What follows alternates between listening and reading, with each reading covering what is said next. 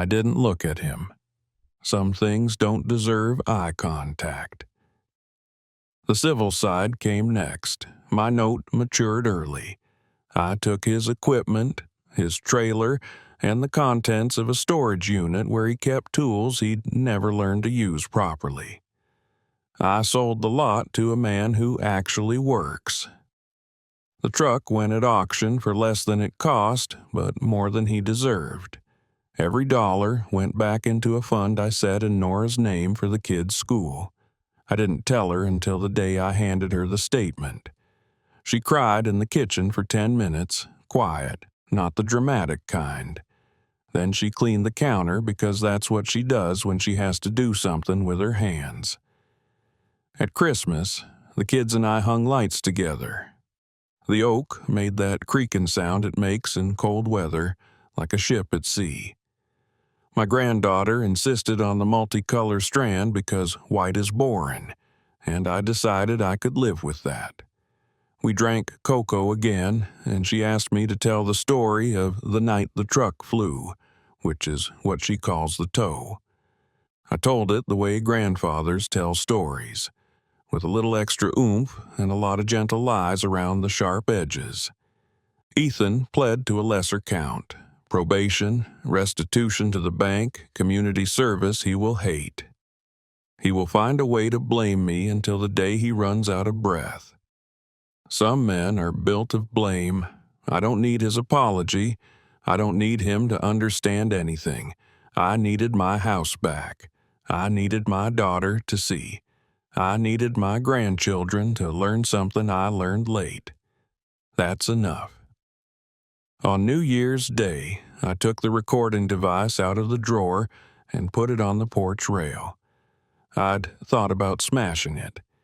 In the end, I decided to keep it, not as a trophy, as a tool.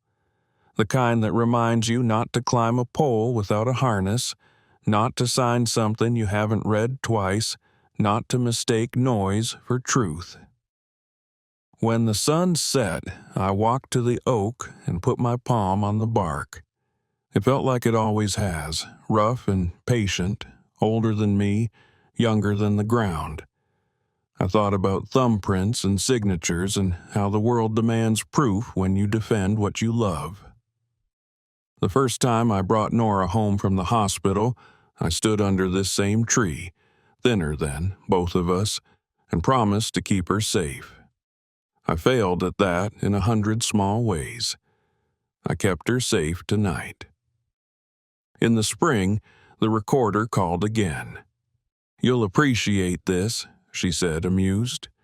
"The broker's lawyer argued your son-in-law couldn't be the signer in the journal because the print was too clean. The judge laughed, out loud. I did too. It felt good. Ethan will probably get a podcast one day, or sell a course to men who want to move money with their mouths. He'll tell them about my temper and my vendetta. He won't tell them about the trust, the recorder, the detective's boots. He won't tell them that a thumbprint in a book beat him.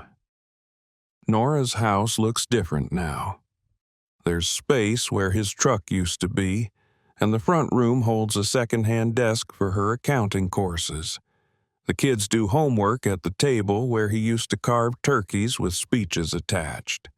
When I visit, I carry a grocery bag with oranges, hot dog buns, a jar of pickles only I eat. I fix a cabinet hinge and she laughs and says she was getting to it, and we both agree to believe her. "Timing is everything," Ethan said that night. He was right. The timing of documents, the timing of patience, the timing of a 30-second slice of audio that starts over coffee and ends with a toe strap tightening. At the end of a long day, I sit in my kitchen with the window cracked to hear the oak. The house is quiet. The light on the old answering machine blinks. There's a note on the table in Nora's careful hand. "Dad, bring your ladder tomorrow. Loose shingle." I pick up the ladder with both hands and feel its weight settle into new places in my back. There's work to do. The kind that looks small to men who love speeches. The kind that keeps a roof on, a fence straight, a family intact. I lock my door and head out, leaving the device on the counter, batteries pulled, the tiny screen dark. I don't need to press play to hear his voice. I can hear him anytime I want. I choose not to. The world gives old men very few chances to end a thing clean. This one I took. The thumbprint is in a book that belongs to the county now. The deed is ash. The oak is enough. And when someone at a table starts to brag, and the knives gleam, and the room leans in to listen, I remember the quiet hum in my ear that night, how small it sounded, how big it became, and I passed the cranberry sauce down the line. Some people wear authority like an overcoat. She carries it like a well-balanced tool. "Ethan," she said, "we'll be in touch. In the meantime, don't leave the county. We can do this the hard way if you'd rather." He swallowed. His Adam's apple bobbed like a buoy in a storm. "I'm not going anywhere." "Good," she said. "Don't." She and the bank lawyer left with the soft, effective speed of people who have other houses to fix. I stood beside the pecan pie. My hearing aid felt too loud in my ear. I took it out and set it by the speaker. The room sounded more honest without it. Headlights threw wet light across the drapes. A flatbed eased up the curb. My friend, Pete, hopped down in a rain jacket that had seen better days and crossed the yard with the purposeful gait of men who work for a living. Ethan didn't move. He watched Pete slide the hooks under the frame and cinch the straps. He watched the truck tilt and the wheels leave the driveway. He watched a thing he loved be taken by a thing he'd underestimated: paper. He spun on me. I thought he might try something stupid. I'd braced for it, unpleasantly eager for the chance to put my hands on a problem I could actually feel. But he didn't. He did what he always does. He talked. "You destroyed my life," he said. "You touched my house," I said. "You put your thumb on it." Nora came back in, face washed, eyes tight, hands empty. "Dad," she said, voice steady now, older somehow, like the last 30 minutes had replaced years of pretending. "Can you take the kids tonight?" "Of course," I said, and went to the den for my coat. My granddaughter clung to my leg like she used to when thunder rolled. I made my voice quiet and deep and calm.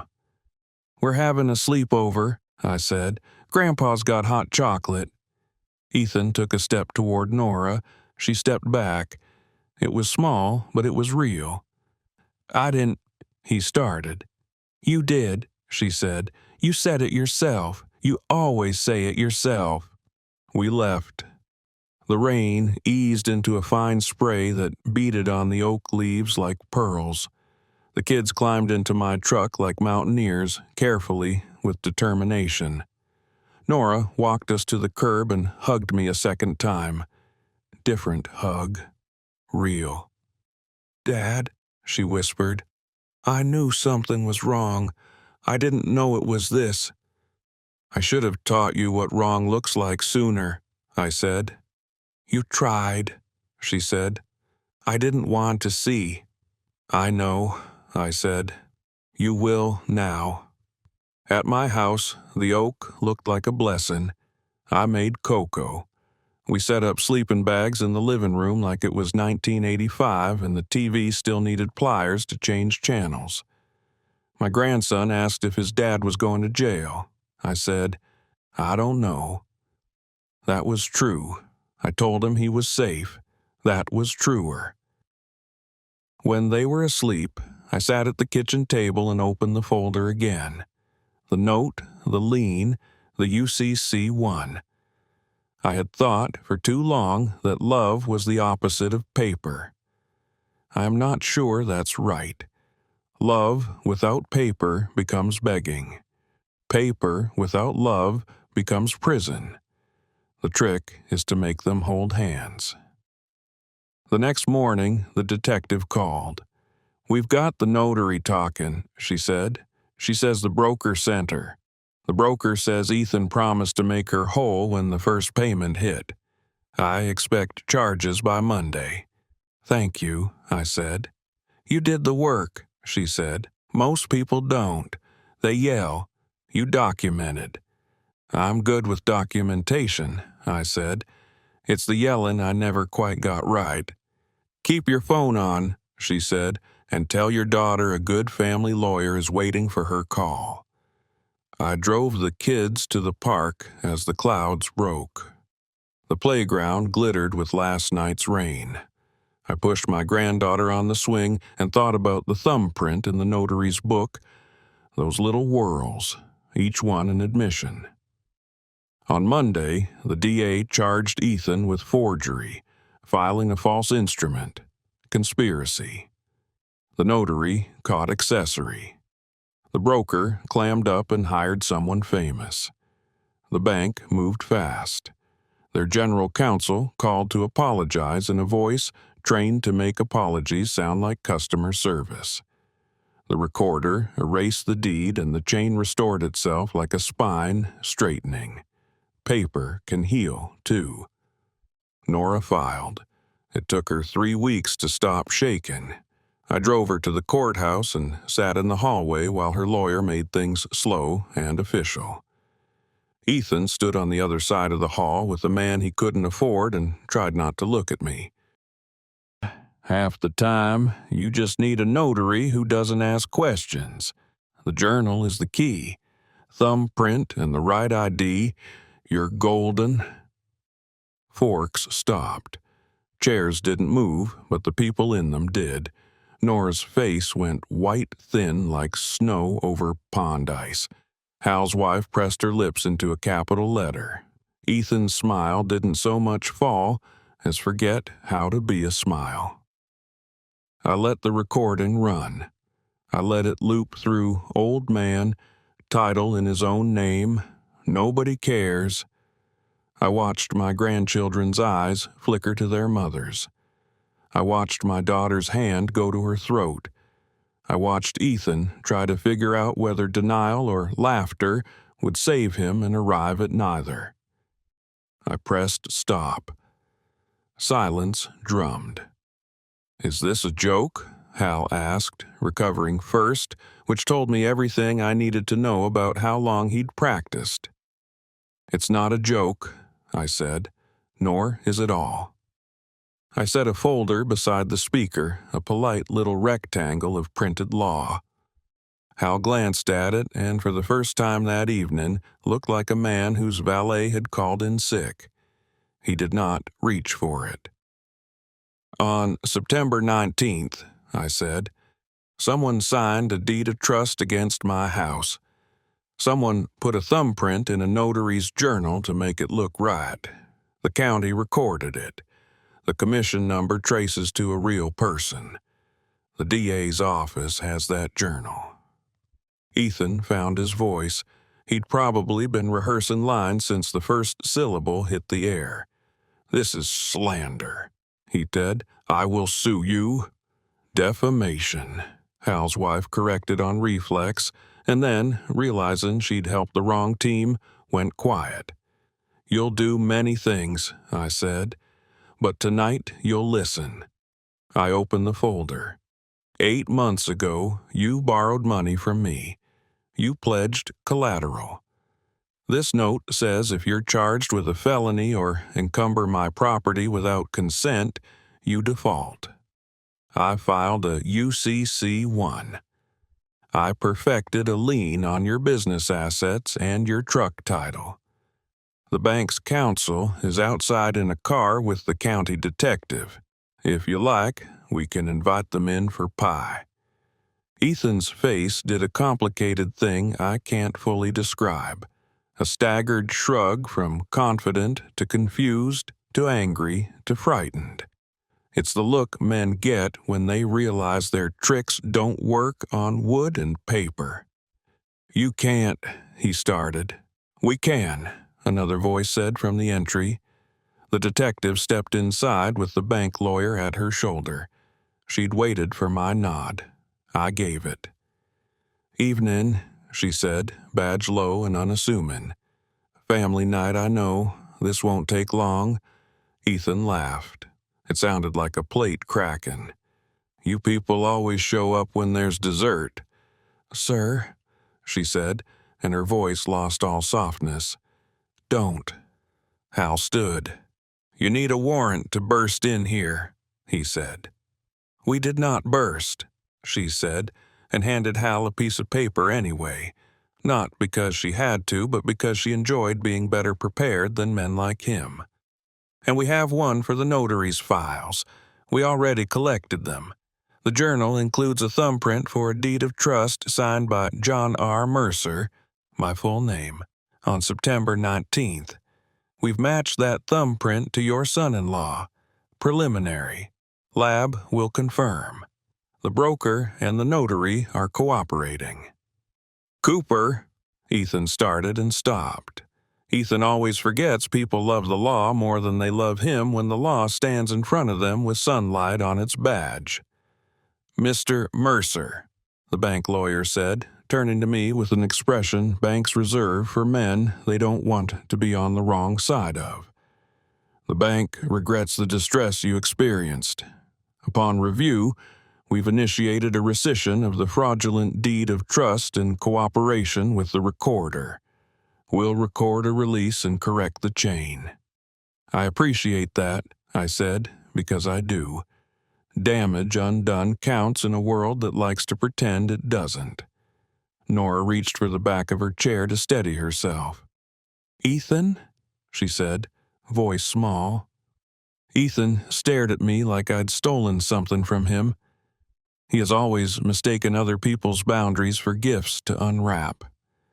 "That truck," I said, and nodded toward the window where rain streaked the glass, "is part of the collateral. Towing guy's been waiting down the block. If you'd like to move your golf clubs to the porch before he arrives, I'll allow it." The kids stood open-mouthed. I nodded at Nora, and she ushered them into the den with the quiet efficiency of mothers who've had to be both shock absorbers and translators. Hal took a step, then another, like he meant to put his body in my space. The detective didn't move. She didn't need to. "Let him walk himself into the box," the detective said. "The more rope he has, the tighter it cinches." So I waited.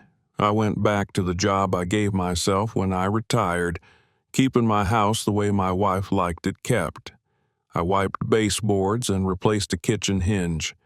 I sharpened mower blades and pretended the oak wasn't too big for me now. Some afternoons I sat in my truck in the driveway and listened to the hearing aid recording, not because I liked the sound of his voice, but because endurance required reminders. I traced the map: recorder, journal, thumbprint, warrant, arrest, simple, painful, clean. Meanwhile, Nora called more often, then less. She sounded like a woman trying to hold a house together with zip ties. "He's under pressure," she'd say. "He's close to something big." I said little and changed the subject to the kids' science fair or the fence that needed replacing. I wanted to hate her for what she wasn't seeing.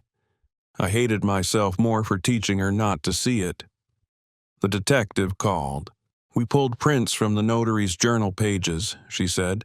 "Thumbprint on the signer line. We compared it." "And?" I asked. "It's his.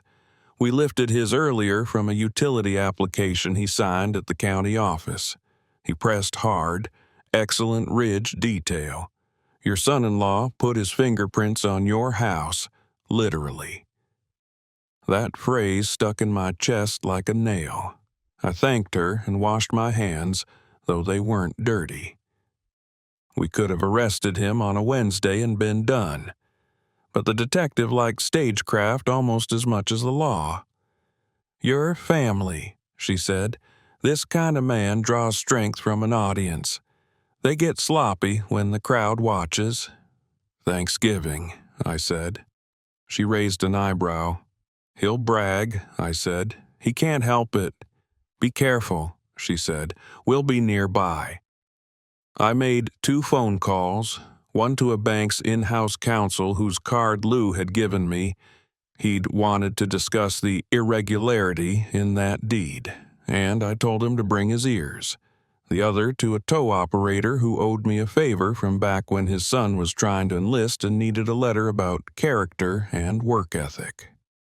"Bring a flatbed," I said. "Big enough to carry a man's vanity without scratching the paint." "Vanity?" he asked, chuckling. "F-250, I said. "New." "Copy that." I also pulled a file out of my desk that I'd labeled Hedge. Nora had always liked words on folders. Inside sat a promissory note Ethan signed 8 months ago when he needed temporary runway. He'd been in a hurry and took what I drafted. I'd done it neat. Interest rate fair, schedule clear. Page 3 had a covenant. Borrower shall not A. Commit or be charged with a felony. B. Encumber the real property of lender without lender's written consent. Default allowed for immediate seizure of pledged collateral, his landscaping equipment, trailer, and yes, that truck he loved more than he loved balance sheets. I had a UCC1 on file and a title lien. Paper can be a bridge or a wall. Thanksgiving came, dressed in good smells and bad weather. The sky pressed low, the sort of gray that remembers snow from another year and tries to imitate it with drizzle. I parked across the street and watched Ethan check his reflection in the storm door glass before he answered the bell. Men like him need mirrors, like wolves need woods. Inside, Nora hugged me long enough for her to think it counted. The kids were sugar high already. Nora's roast carrots were perfect, as usual. The chairs scraped. Hal and his wife floated in late, wrapped in expensiveness. Ethan's father offered me his hand like a king might offer a tenant a coin. "Good to see you," he said. "You too," I said, and didn't ask about golf because I don't care about golf. We ate. Ethan owned the conversation like he'd bought it, flipping topics with the knife.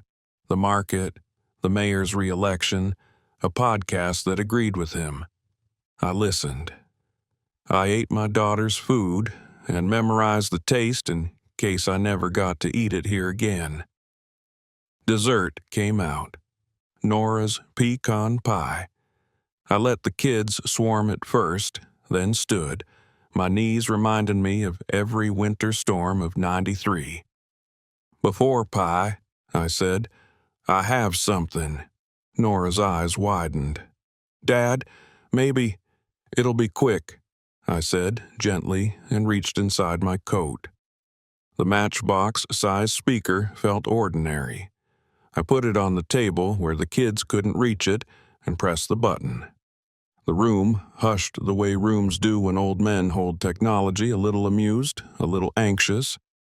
Ethan smirked. "Dad's got a gadget." The recording started with clatter and diner noise and my voice ordering pie. Then Ethan's, bright and nasal with confidence.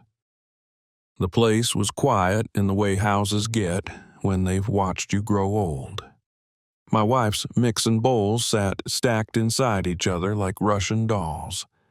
I laid the deed beside them and studied the signature. It had the same upstroke, the same lazy J, but my hand has a hitch halfway through the R. The forger hadn't known that. He'd practiced the shape, not the motion. I called an old friend, Lou, who runs a firm that cleans up other people's messes in suits and ties. He did the checking I couldn't. 2 days later, loan originates from Redwood Bay Lending, he said, brokered by an outfit in town. Title underwritten. Notary commission real. Real? I said. Commission is real, he clarified. What she did with it is another matter. Lou put me in touch with a detective from the DA's office, a woman who wore boots rougher than mine and had a way of listening that made you want to keep talking. She said, "Don't confront, document. We'll subpoena the notary's journal. In this state, deeds of trust require a thumbprint in the journal. That journal isn't public. We need probable cause. Give me something clean." "What counts as clean?" I asked. "His words," she said. "On tape. Dates, names, the broker if you can. And if he mentions a thumbprint, all the better." I'm an old man with a flip phone because I don't need more bells than a church. But my grandson had given me a hearing aid last Christmas that I'd smiled at and put in a drawer. Turns out the model records. People sell features I don't want. For once, I did. I called Ethan and asked him to help me pick out a pressure washer. He likes it when I play old and helpless. He met me at a big box store and lectured me on PSI while I nodded. We loaded a Skidmore into my truck. I told him I needed a coffee and drove toward the diner I've gone to since the first bush. He rolled his eyes because nostalgia bores him and followed anyway. Booth by the window. Pie for me, avocado toast for him because pretension needs fuel. I asked him nothing important and let silence do what silence does to a man who needs applause. He started small. "Title companies are so slow." I poured sugar into my coffee in the way that makes a 68-year-old feel like a teenager sneaking a cigarette. He watched me ruin the cup and smirked. "Redwood Bay's faster," he said, "if you know the right people." "Right people, huh?" I said. "Must be nice." He leaned in. "You have to line up the pieces. If you wait for the system, it eats you alive."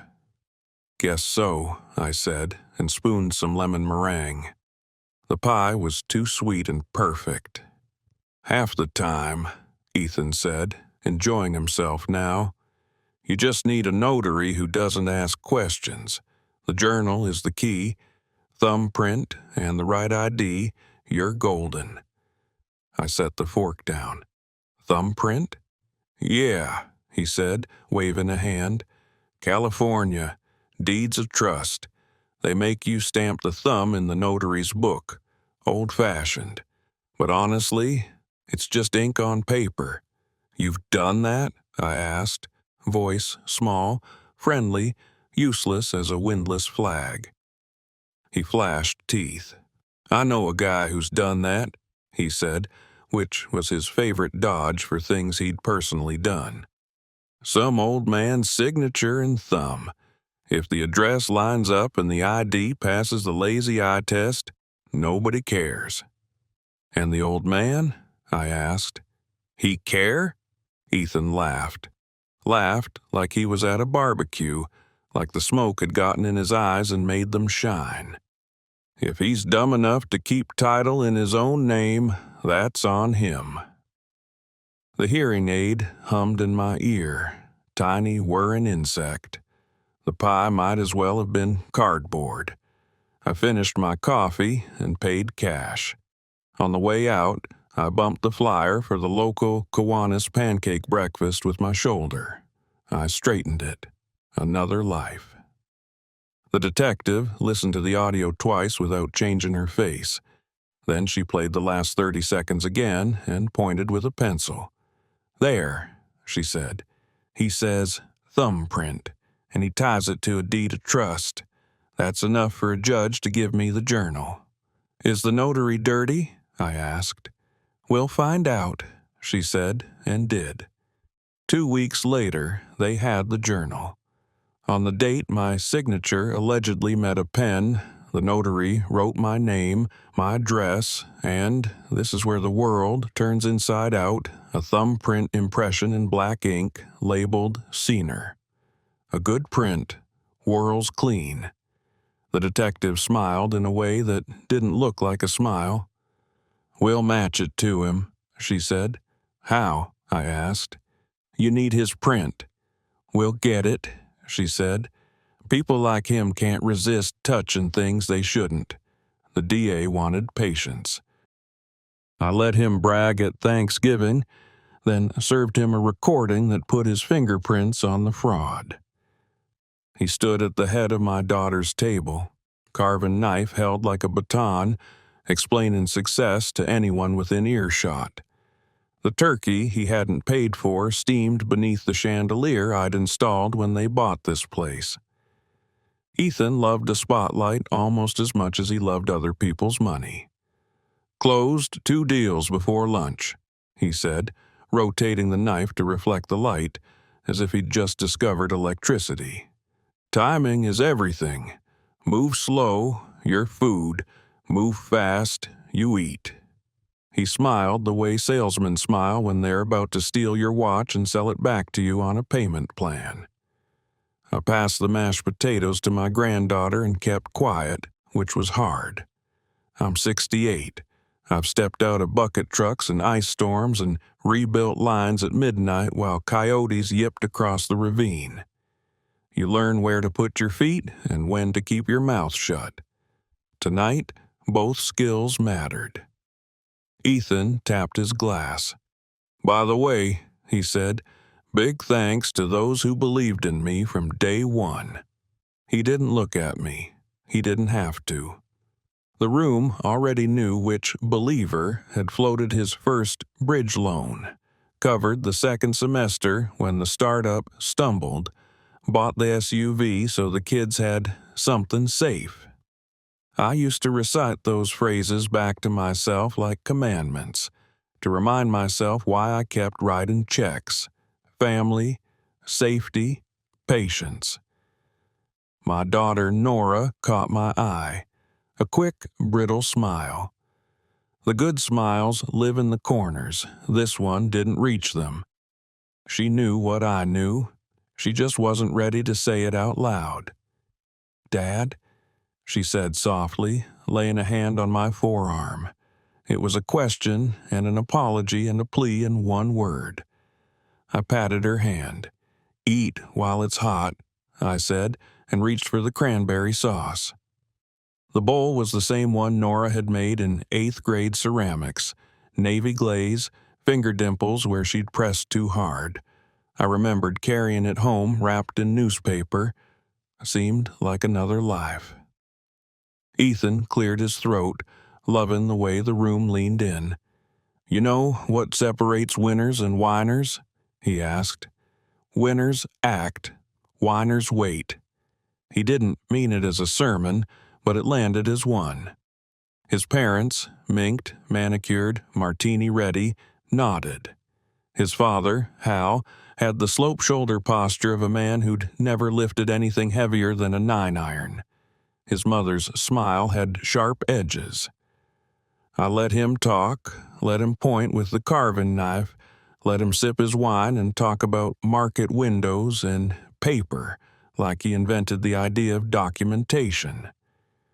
Because earlier, tucked in my suit coat, where my chest still carries 30 years of sunburn and wind, I had a device the size of a matchbook. It held a conversation Ethan had forgotten already.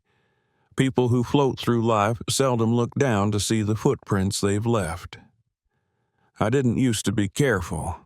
I was the kind of father who said yes. I said yes when Nora fell for a handsome boy with new shoes and old debts. I said yes when they wanted a bigger place near a better school, and I co-signed because the broker felt more comfortable with someone seasoned on the application. I said yes when the cabinets needed replacing, and when the AC went down in July, and when the second baby needed a pediatric heart specialist out of network. men like me fix things. Saying yes feels like problem solving. It took me too long to understand the difference. 3 months ago, a letter arrived at my house addressed not to me but to a trust I'd put in place a few years back when my knees started complaining about ladders. Notice of deed of trust recorded, it said. I read it twice, slow. The house where I've lived since '89, the one with the oak my wife planted when Nora was 6, now allegedly secured a loan I hadn't asked for. It named me, down to the middle initial. It had a recording number and a date. I'm not the panicking kind. The job beats that out of you. Storm takes down 40 poles. You don't run in circles. You triage. I called the county recorder, the one with the patient woman who remembers when your daughter got married and asks about your back. She said, "Come in," and had the document waiting when I arrived. Crisp paper, black seal, and a signature that tried very hard to look like mine and failed the way cheap boots fail when you walk a mile in them. "Who notarized it?" I asked. She pointed to a block. "Commission number 1387164. Mobile notary. Name's Carver." I wrote it down. "You mind if I get a certified copy?" "Not at all," she said, and lowered her voice. "We have a real estate fraud task force now. They like a clean head start." I nodded. The trust kicked in, but the principle stuck in my throat like dry bread. Someone had put their hands on my house. You don't come into my yard and move my fence without asking. At home, I took off my boots and sat at the kitchen table. This is my grandfather's story. He lived it, I just share it. Subscribe for more true stories worth remembering.